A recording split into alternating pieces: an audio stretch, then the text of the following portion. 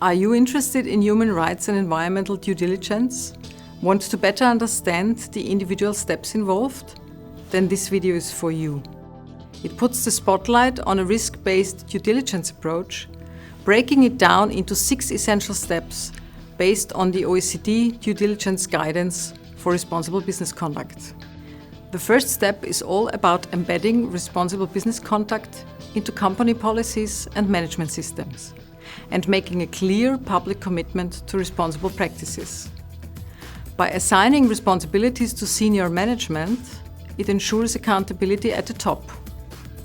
Creating incentives for employees encourages active engagement. And by integrating responsible business conduct into supplier relationships and backing it with the right financial and human resources, companies lay a solid foundation for real impact. Identifying and assessing adverse impacts is essential for understanding where risks lie. That's why companies should take a close look at 3 key areas: their business activities, their own operations, their supply chains, to pinpoint where risks are most likely and most severe. By identifying, assessing, and prioritizing specific adverse impacts, companies can focus their efforts where it really matters. Using risk indicators and gathering information along the supply chain helps build a clearer picture of the broader context.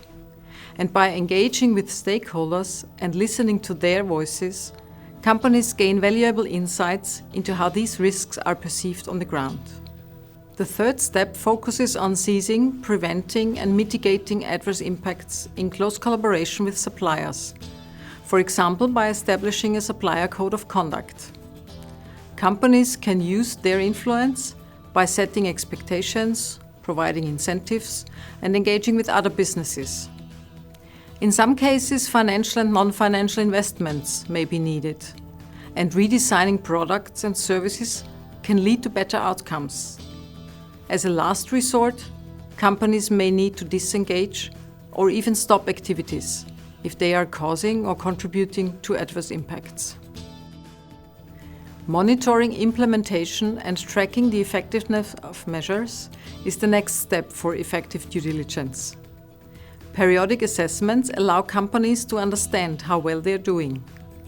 Engaging with impacted groups provides direct feedback, and independent third-party audits can test the effectiveness of the measures in place.